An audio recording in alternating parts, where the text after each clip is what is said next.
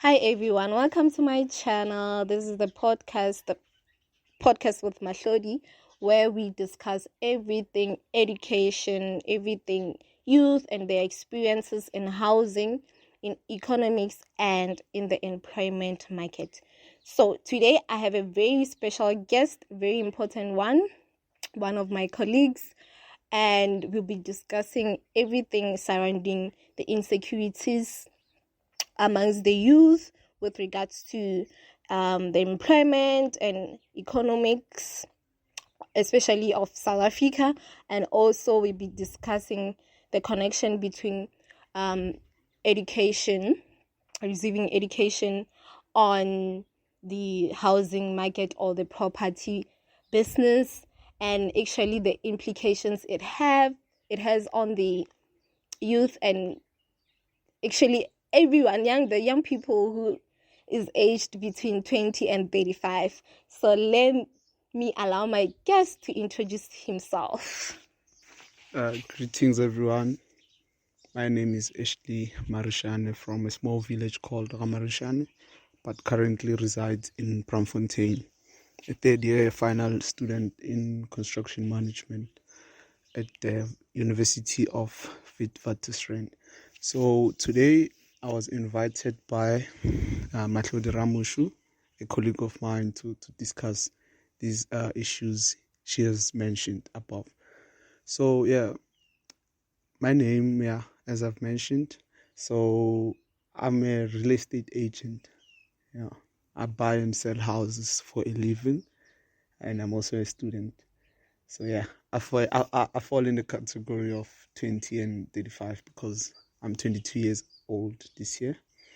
So she's gonna tell me more about whatever she's prepared for us today, and then I'm ready to answer the questions and tell her everything that I know about the real estate market, even the property development market, and everything that the youth face when it comes to like buying and selling houses, as well as the insecurities she has spoken about.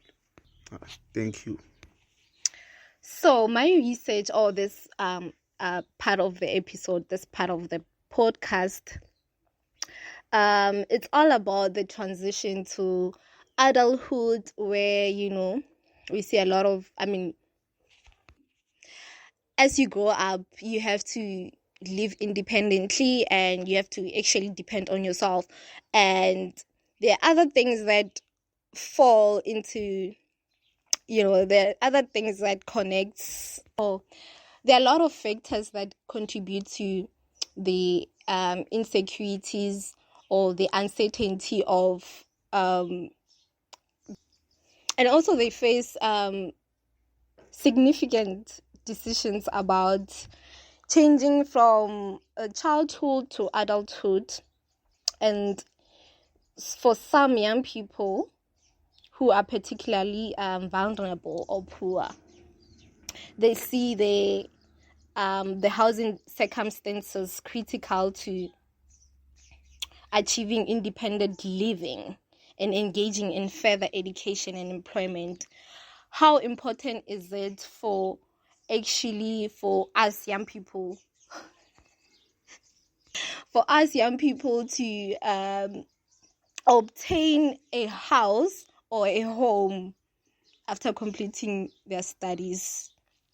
Buying a house is very important. Whether you're young or whether you're old, buying a house is very important.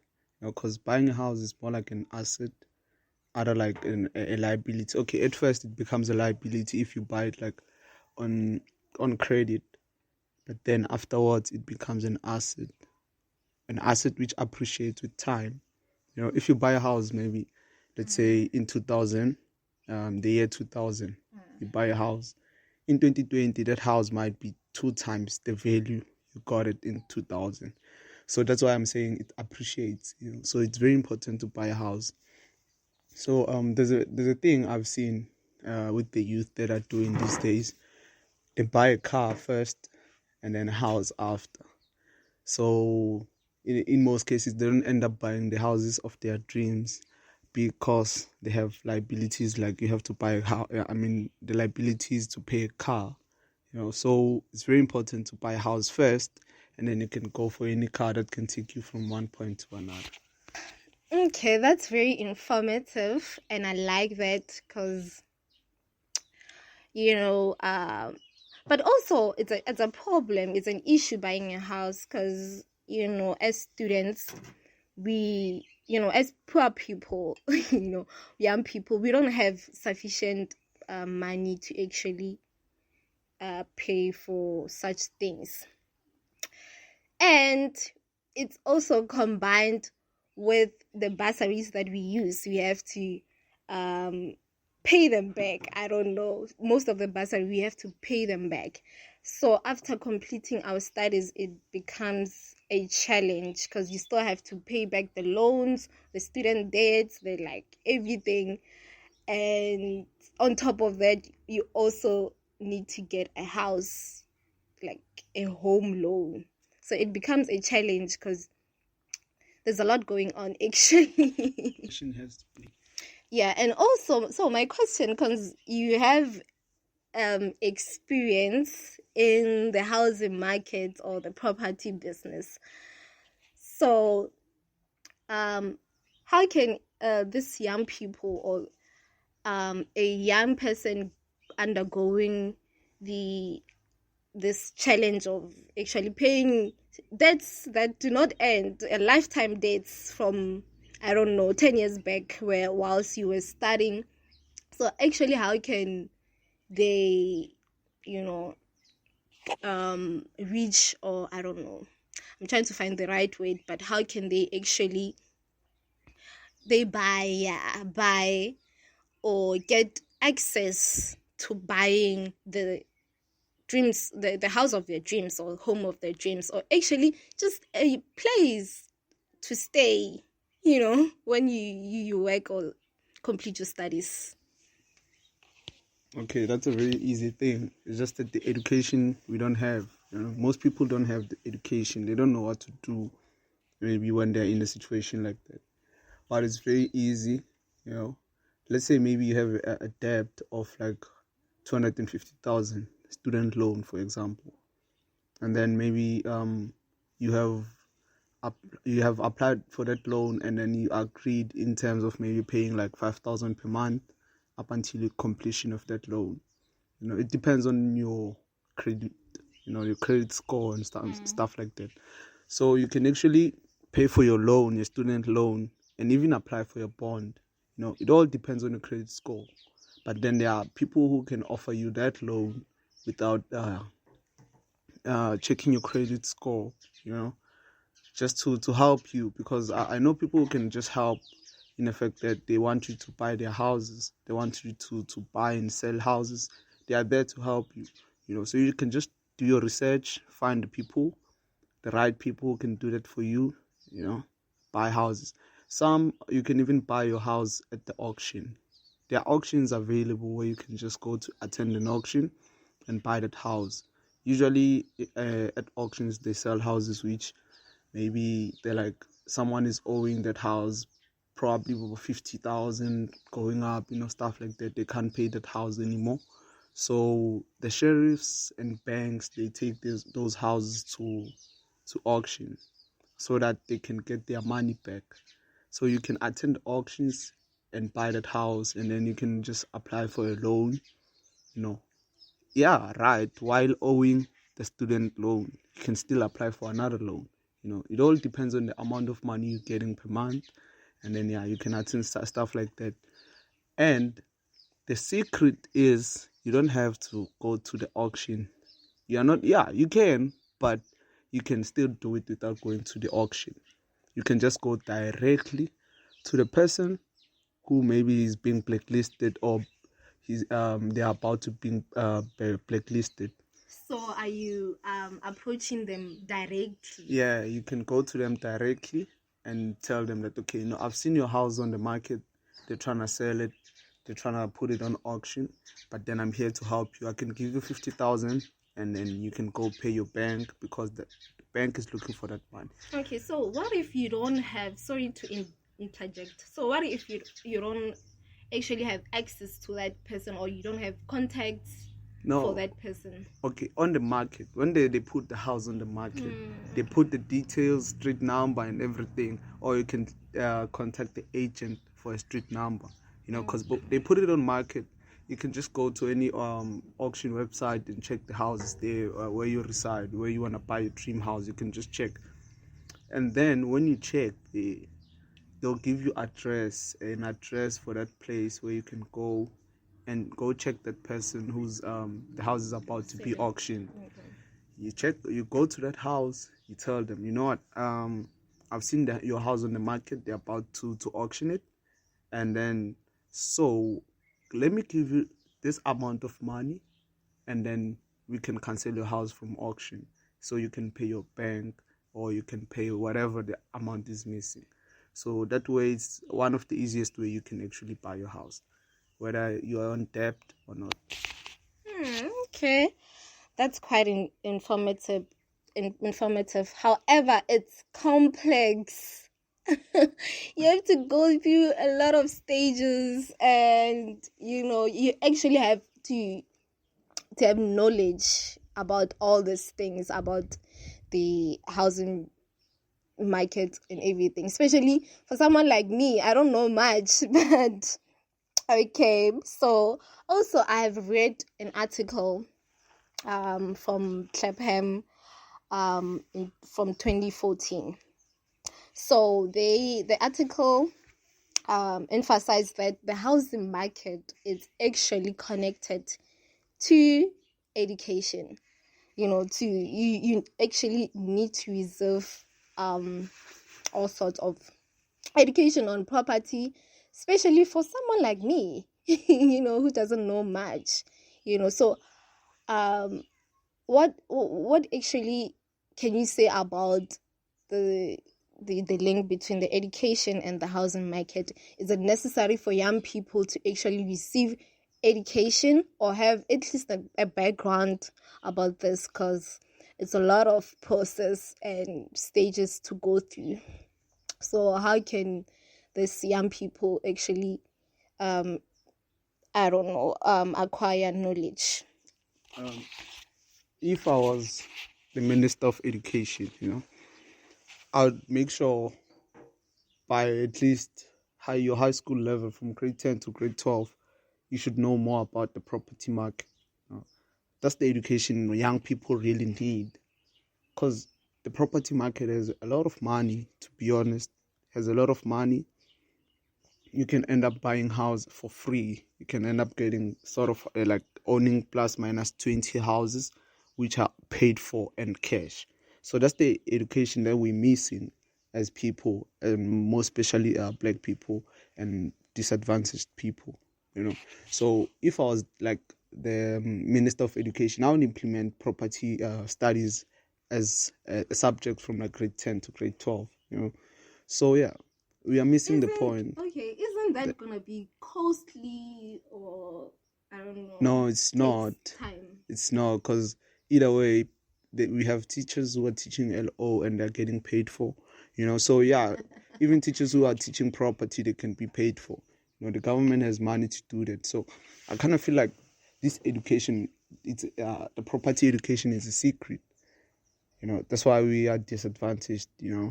But then as time goes on, people will learn more about property. I've seen young kids who are like 18 years old are already investing in property.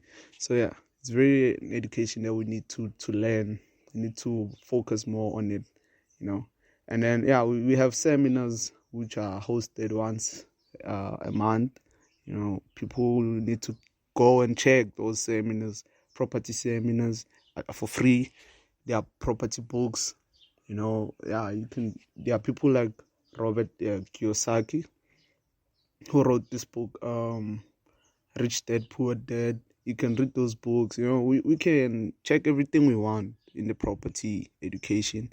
If you have like things like Wi-Fi, data, you can, even YouTube videos. You can watch YouTube videos which explain more about the property market.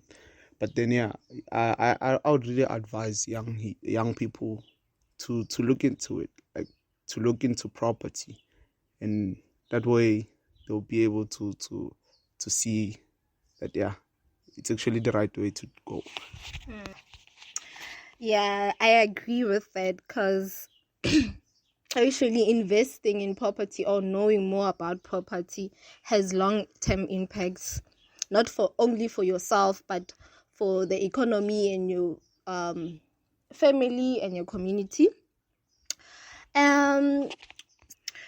Okay, so I'm gonna come to the race part, or the gender part actually, of the gender and the race inequalities, which determines, the level of or the position that one has to be in. So in terms of, we're still on the education section of it, and because I've read an article which stated that educational opportunities have expanded massively to benefit only the white people, and the poor people or the black people are extremely excluded or partially excluded. What's your take actually on that? For someone who's been in the housing market or in the property market, how has it been? Okay, to be honestly, things have changed. Things are changing a bit by bit. You're patiently waiting to see more black people building estates. You're patiently waiting for that time to come, but a bit by bit it's coming. The problem with us, I'm a black man. The problem with us black people is that we do know about property. It's just that we are waiting for money that's gonna come like ASAP. Instead of investing in property as soon as you can, you're like, no, I'm waiting for money to come, maybe as in like tomorrow, today, or whenever a black person starts a business. In most cases, like from the people I know, I grew up in a village, I grew up in a township. Most people there, they have bonds, like they have proper houses, which though they can use those houses to buy other houses. There's even a system in property that you can use your house to buy another house, and take that money from the house you got and put it back into your house. That's a system which is used in property. But then most black people, they don't know about those things, and some do know about those things, but they don't want to share that information. So as black people, we need to talk more about property. We need to engage more about property. Whenever we host an event, or whenever we come together, we need to talk more about property, so we can teach each other, so we can know these systems and how to actually go about it, how to buy a house, how to use your own house to sell, to buy another house, how to renovate the house, how to buy a house on auction, how to buy a house before auction, how to buy a house before below market value, stuff like that. We need to talk about those things so that we can teach each other. But then we are waiting for, I don't know, maybe the comeback of Jesus. I don't know, but I don't know why we don't engage in such topics as black people. I have friends, we usually talk about booze, usually talk about girls, we usually talk about cars, but never about buying property. So we need to engage more in buying property, because at school, I'm telling you right now, I'm doing my final year in construction. I know that how, not even once I was taught how to buy a house, or how to sell a house, or how to buy a house below market value, or how to, whatever system that we use in property. That information, I had to get it from external sources, partaking in like seminars, property seminars, YouTube videos, reading books, and stuff like that. So yeah. Okay, so what actually you're trying to say is the education system basically it ignores the education or the knowledge of being independent after completing their studies, or actually it doesn't tell, or it ignores the education on Property. on property. Okay, yeah. That's what it does, Because But it's what I'm okay. Why I'm saying this is because the youth represents the developmental phase where critical decisions are taken on the key life transitions. Like you start, you need to start, building a family. You starting to entering the workspace. So you actually need a proper, or an the knowledge on buying your comfortable home, or your comfortable shelter after completing your studies. So can you say, like, the education system, it's either secondary school or tertiary school, we don't actually receive education on a property? Does it actually ignores it, or you think there are other, since while you in the property market, you think there are other implications that stop the government or the system from providing us with that education, with that kind of education? you know why the government will never do such a thing on like teaching young people about property? Why? I don't know. Please tell me. Yeah, I'll tell you. The reason why the government will never do such things because we'll never be independent. We'll never be dependent on the government anymore. If everyone like Tom, Dick, and Harry knows about property, I'm telling you, no one will be like, no, we need this, we need that from the ANC. No, we're gonna be independent people, and we're gonna be like independent-minded people. So we'll never be caught up in the system. So the government will allow something like that because they use those poor people for votes. If you can check, the government doesn't political parties, let me not say the government, let me just say the political parties. In fact, the political parties don't host manifest in places like Sandton, in places like Houghton Estate, in places like what do you call those places? Okay, in suburbs, let me just say in suburbs. Cities. Yeah, they don't host manifestos in suburbs. You know why? Because people in suburbs are independent, in urban areas, those people are independent. So they end up going where? To those poor people, in rural areas, in what do we call those places? In like poor settlements, in a way. They go to places like that and then they convince them, they lie to those people. So if those people knew about property, they'll end up they'll end up staying in urban areas also. So the government, who is it going to lie to? If you're all rich, if you all have money, it's going to lose its factors of lying. It's going to lose its potential of getting votes from poor people and convincing them that they're going to build houses for them and convincing them that they're going to give them free electricity, free education, stuff like that. So if you are all rich, the government won't have people to lie to. So that's why they are making sure people don't know about this education. So are you implying that actually being in there, knowing more about property could make you rich? Property is land. Property is land, The more you buy property, the more you gain land. The more you buy property, the more you become rich, Because property, unlike a car, if you buy a Mercedes-Benz right now from a garage, brand new, the moment you leave the garage, it has lost its value. It has depreciated. Unlike property, you buy property today, 10,000, for example. Tomorrow it might be 10,100. Stuff like that. So property appreciates. So the government doesn't want people to know about things that appreciate. They want you to know about things that depreciate. That's why if you watch television, you will see more advertisements about cars. Whenever there's a new car, you see it on TV. Whenever there's a new type of alcohol, you see it on TV. But I've never seen like a property advert on TV, like, oh, look at this house, it's new, look at this development. No, no, nah, I've never or maybe come watch come learn this, there's a seminar, where on TV advertised. No, I've never seen such a thing.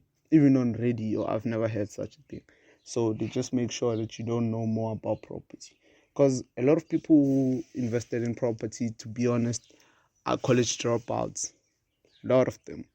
The moment they discovered the education about property, they decided to drop out of school. But okay, so if you are a dropout, how do you actually get the money to secure the property that you like?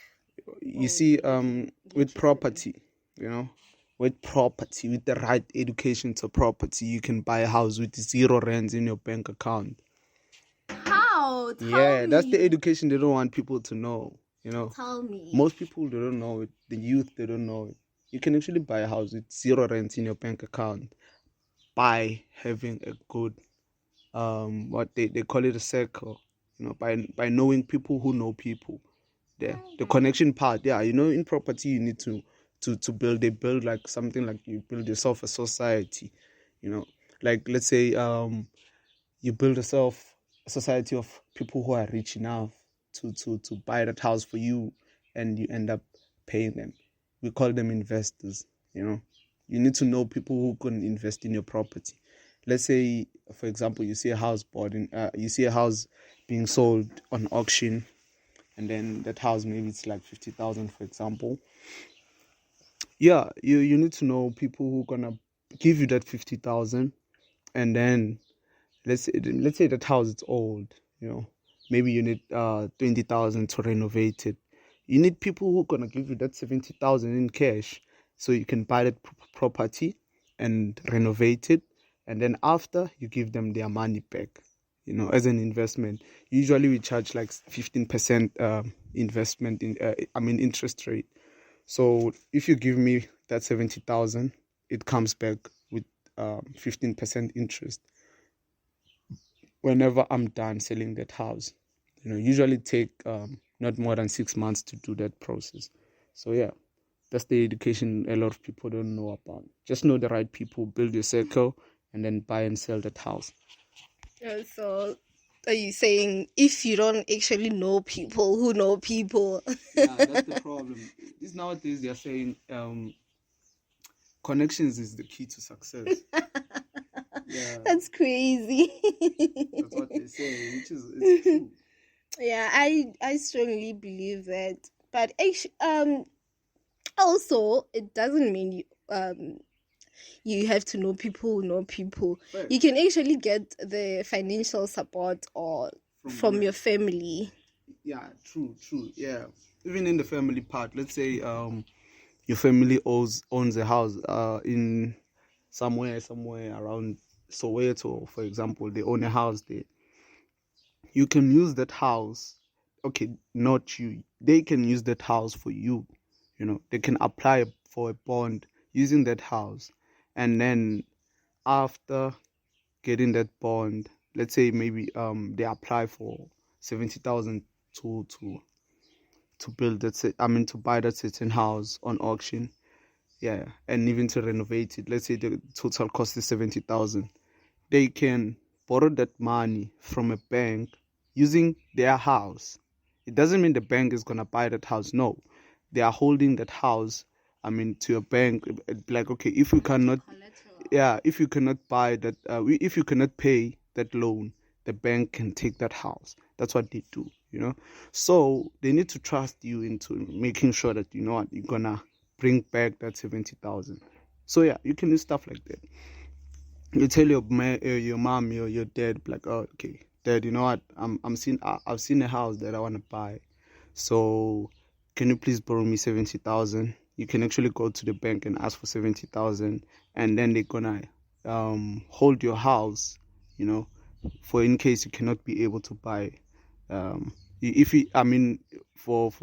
in case you cannot be able to pay back their money, and then your dad can apply for that loan and give you the 70,000. You go buy and renovate the house, and sell the house. Usually you can sell it for 250,000 after buying it 70,000.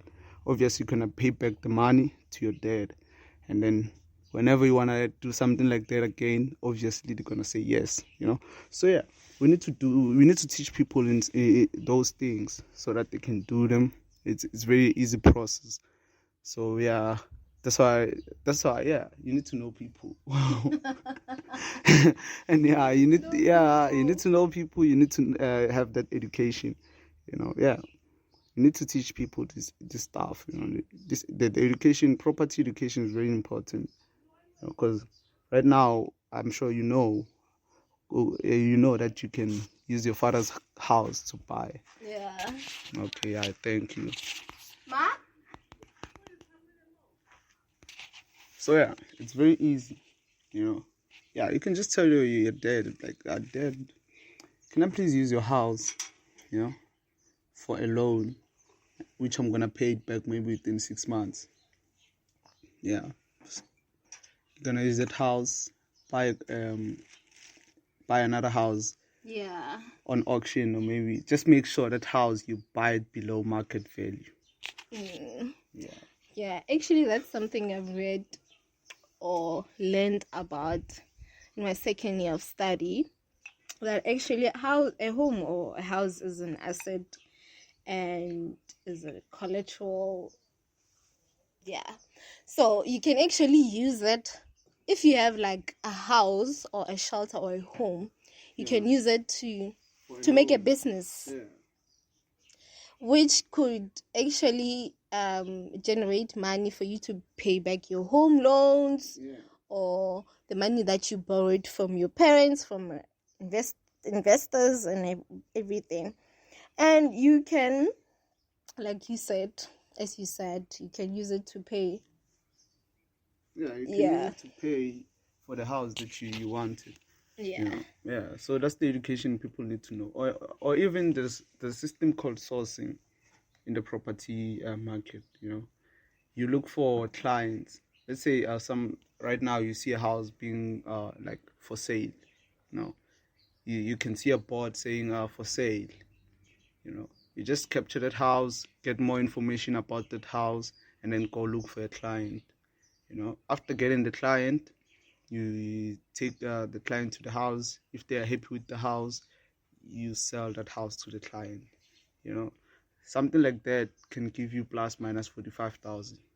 So yeah, it's a very good thing. It's a very good offer. People need to know about that thing. Okay, so you mean that, so in terms of employment, so we don't actually need employment to buy homes. That's what you mean? So we don't have to be insecure anymore about jobs and incomes and all that. So that's what you mean. Well, I'm not saying people don't have to look for jobs, I'm not saying people don't have to look for jobs. I'm not saying people don't have to get employed. We are not the same as people. I'm just saying people need to know more about property, and then they will decide whether they want to look for a job or not. People like Robert Kiyosaki, they didn't even look for a job. Like, they worked in a restaurant, they didn't want to get paid.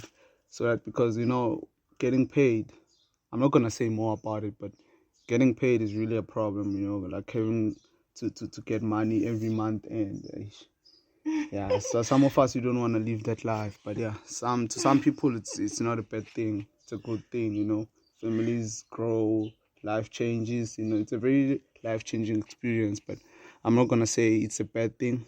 I'm not even going to say it's a good thing. I'm just saying people are not the same. We are different. But what I'm saying is people need to know more about property, so that those insecurities can disappear. I know people can come just like, I need to know more about this house, Yeah, you need to tell them. Like, as a property a real estate agent, we tell these people the history of the house, how this house was built and stuff like that. Because also, like having a regular income or having a regular job or permanent job doesn't actually mean that you can afford or doesn't give you the stability of a well-being. So yeah, I agree with that.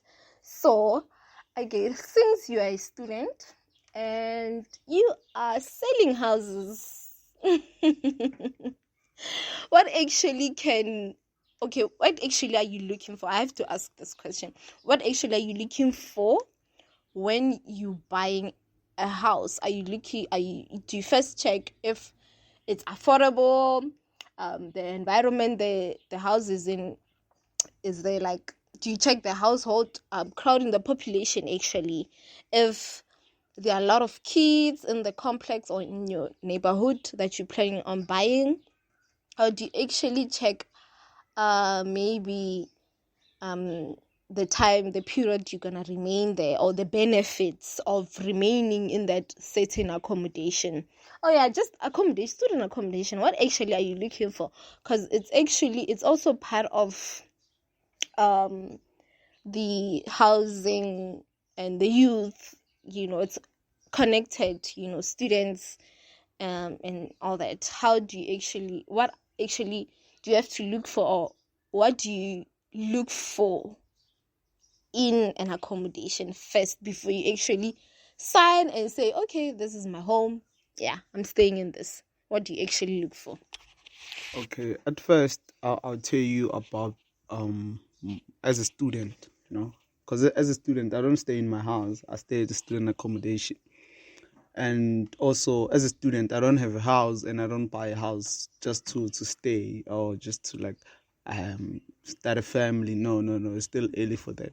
But okay, as a student, the things that I look for in a property, let's say in a student accommodation, I look for accessibility to campus. That's the first thing. Be like, okay, how is it close? Accessibility to Yeah. your respective home, workplace or school. Yeah. Okay. Right now, I can say as a student, Okay, as a student. Yeah, as a student, I look for accessibility to campus. I can't just look for an accommodation that's gonna cost me a petrol money to school or something like that. No, I need to cut those costs. So I need an accommodation that is close by to campus or has a shuttle to campus. So second thing, I would look for Wi-Fi.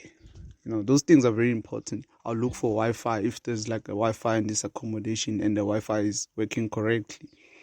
And then the third thing I'm gonna look for my bedroom.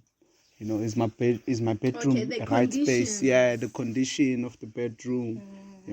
Even if the outside is not fun or is not okay, but if the bedroom is good, I can say, okay, cool, I can stay in this accommodation.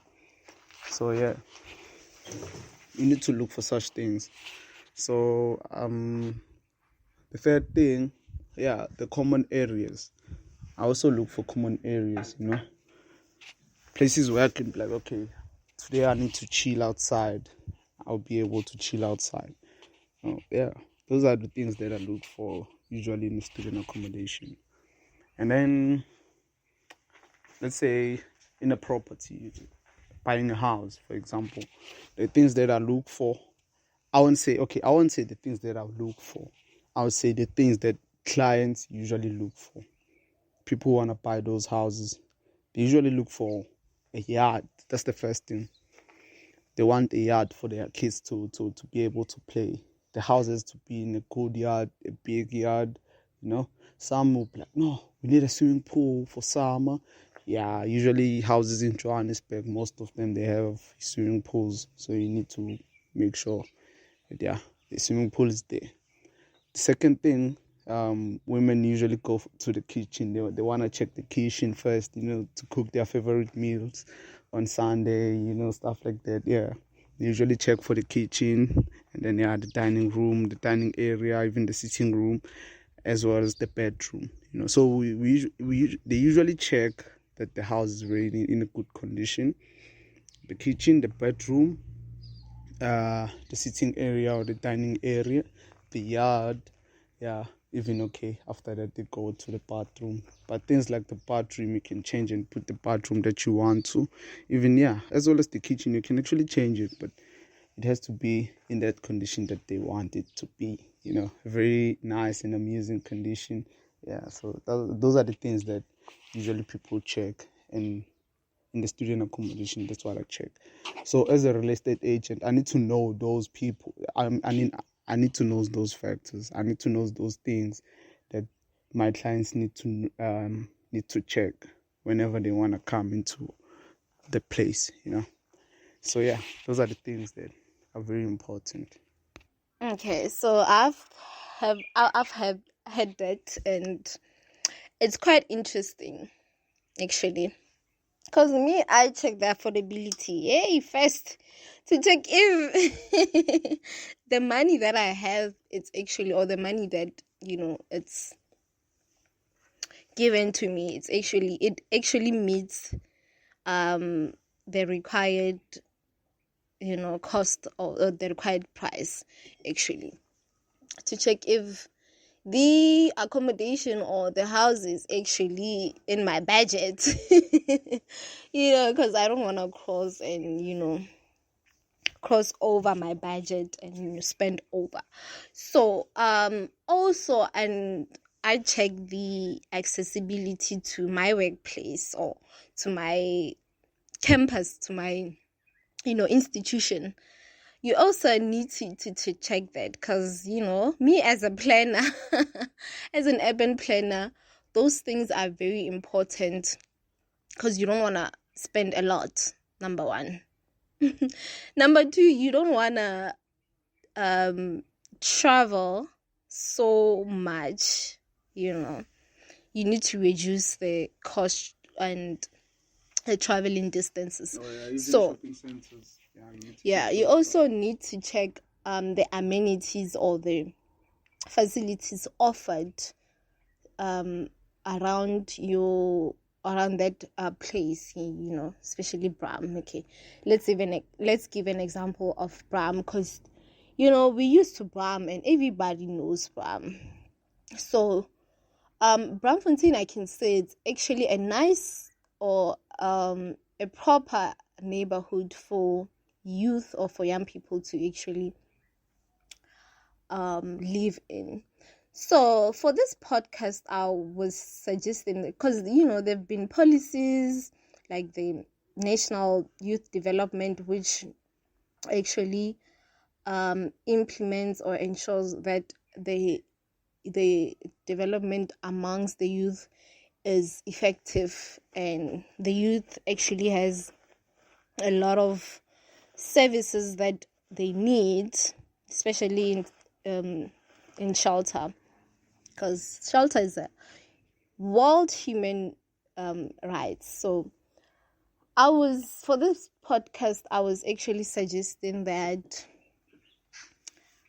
because we use bursaries as students, we use, financial supports and all that, and they only pay for student accommodation. They only need you to stay in a student accommodation and accredited also.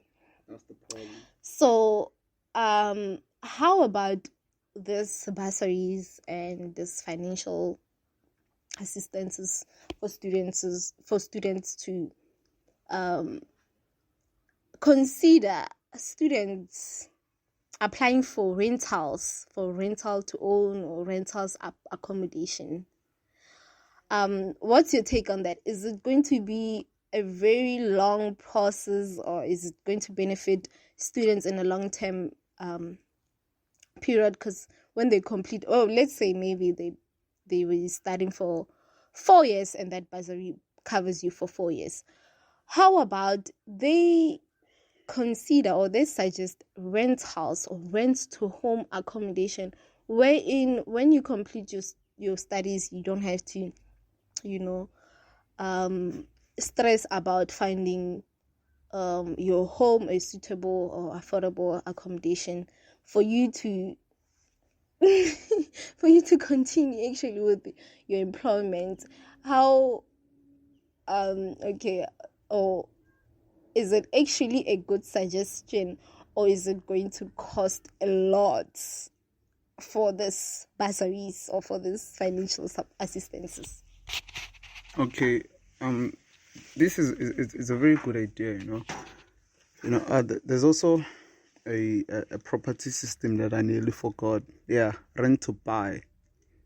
Yeah, these people, young age, whenever you get a job, maybe you want to rent an apartment in Santine or in Maboneng or wherever you want to rent a place, try to initiate something called rent to buy.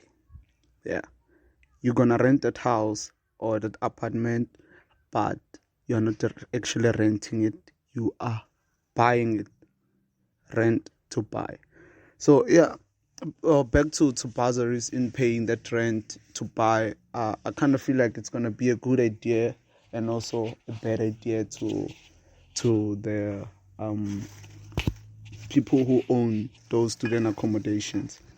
Because okay, let's say right now the bursaries, it's allowed that thing to rent to buy. Ne? Let's say rent to buy is allowed. They're gonna lose customers.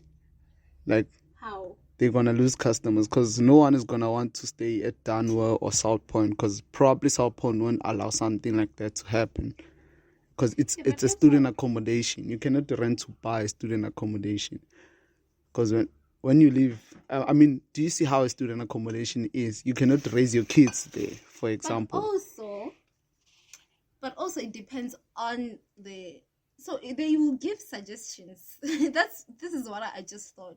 So they'll give you options to actually you want to rent to buy, or you just want to rent, buy, or you want to just rent for that, or lease. Okay, lease agreement for less than a year. Most are for less than a year.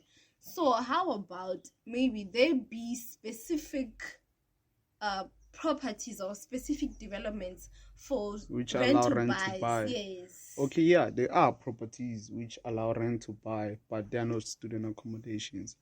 Because let me say a company like South Point, it specializes in student accommodations. It don't allow you to rent to buy. It don't allow you stuff to do that, because it's a student accommodation. The moment you rent to buy, it means you are allowed to bring your family members. You are allowed to renovate that room. You are allowed to do stuff like that. So but that's why there are like specific developments for that? Yeah, there are places like that which it's gonna be a good idea, for students to rent and buy that place, like to rent to buy that place. It's a very good initiative that they can implement it, but it's not gonna be a good one for companies like companies like South Point, companies like Danwell, companies like Campus Africa. They won't benefit in that initiative. That's why they won't allow it to happen. That's why they end up being part of VET's accreditation accommodation. So I kind of feel like it is a good idea, but not on the property development side. If you own let's say student accommodation, and you hear people trying to implement something like rent to buy in a student accommodation, or as a student you're allowed to rent to buy using your bursary money, I doubt they're gonna let something like that happen. Okay, so I'm trying. So I mean, like, if there's a specific, so the bursaries allow you to actually find a place to rent, because they are specific to, they're very tied to their criteria or what they want students to do. You mean the accreditation? So they okay, so they could like give options to students to actually access or find a place that they could rent. Because I'm looking at the money that bursaries pay. They don't mind paying 8,000 rand per month for an accommodation. Why don't just they like pay for rents for accommodation that allows you to rent to buy or rent to own, something like that? For example, NSFAS pays 4,500 for accommodation. 4,500. You can get a rent to buy in like 3,200.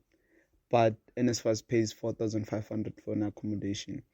So the problem with rent to buy is that some would be in Soweto, some would be in Midrand, some would be in Pretoria, some would be like they'll be scattered all over, because they would be looking for accommodations which are cheaper. So the problem is going to be with the institution if they're going to be able to pay for those, because bursaries pay the institution and then the institution pay the accommodations. So it's going to be a lot of work for vets or UJ or UP or whichever whichever institution. It's going to be a lot of work. So the reason why they do accreditation is because they know, okay, we have an account number for this building, we have an account number for this building, we have an account number for this building, and we have a list of our students which are on that building. So if we pay 45,000 for 10 months, 45,000 for 10 months for this student, they have that list for that student. So it becomes easier to maneuver the process, the admin part and even like the payment part. It becomes easier. That's why they accredit those student accommodation, and with the student accommodation accreditation, they check the what do you call it, how you're gonna access your campus. They check stuff like that.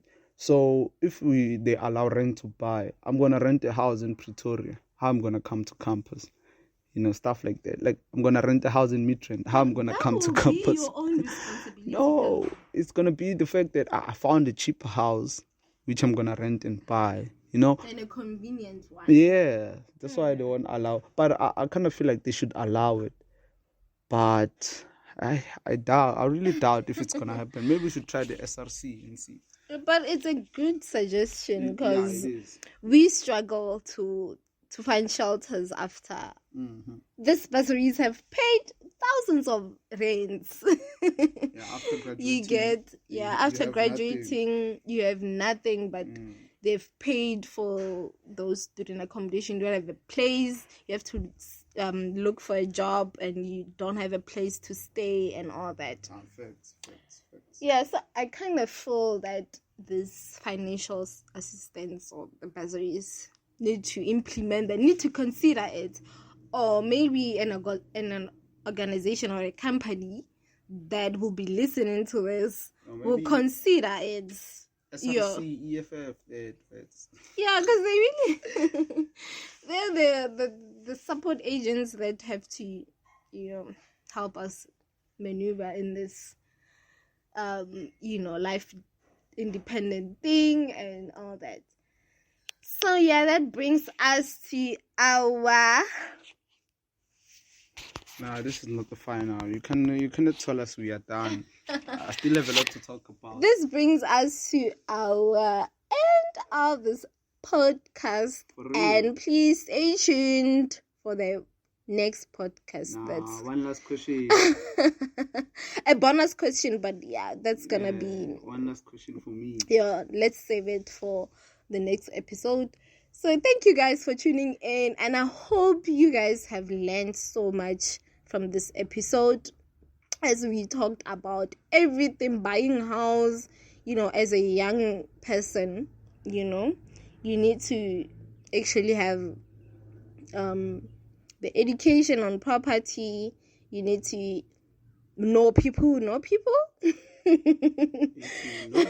the education, property education. You need to have. Yeah, we actually need it because it's our life right now. I can teach you a lot about property. Yeah, it's our life right now. We actually need a shelter as students because we parents also, they get tired. Parents get tired. They're like, you are grown. You're grown up now. You went to university, you graduated, so you need to start looking for something. You need to start being independent. So that's a challenge to the youth, and we actually need the support system from our families, from everyone, because this is a challenge. It's a lot. It's a lot of process to take. Property education. That's something you need.